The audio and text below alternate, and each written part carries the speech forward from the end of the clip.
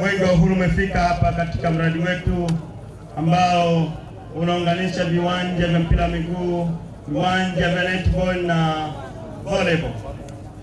Ndugu zangu wananchi, mambo haya tunaweza kuyaona Ulaya, lakini tunayaona hapa Micheweni.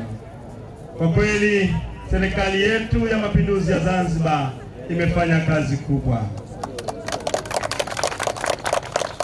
Mheshimiwa Rais wa Serikali ya Mapinduzi ya Zanzibar Dr. Hussein Ali Mwinyi amefanya kazi kubwa. Anastahili pongezi kubwa. Dr. Mwinyi oye! Dr. Mwinyi safi! Ndugu zangu wananchi, wito wangu kwenu ni kutunza hii miradi, kuhakikisha inaendelea.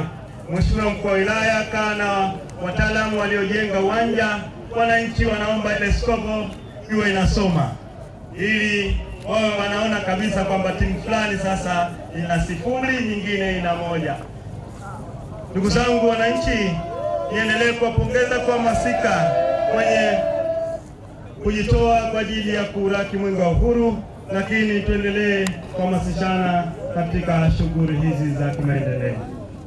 Ndugu zangu wananchi, salamu za mbio za Mwenge wa Uhuru mwaka 2026 zinalenga juu ya kujenga amani, umoja na mshikamano wa kitaifa.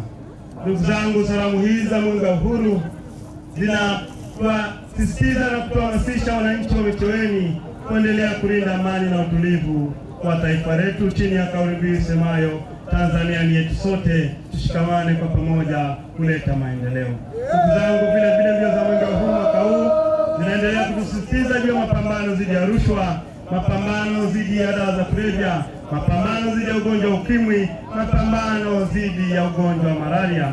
Lakini vile mbio za Mwenge wa Uhuru mwaka 2026 zinaendelea kutuhamasisha juu ya zingatiaji wa lishe bora kwa afya imara.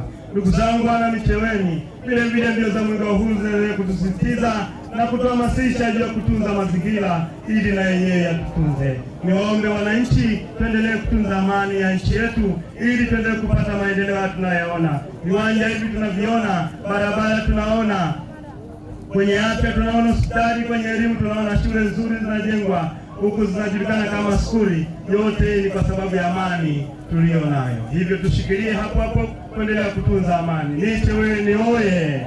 Micheweni safi! Mheshimiwa Mkuu wa Wilaya, baada hapo tuko tayari kuzindua uwanja wetu.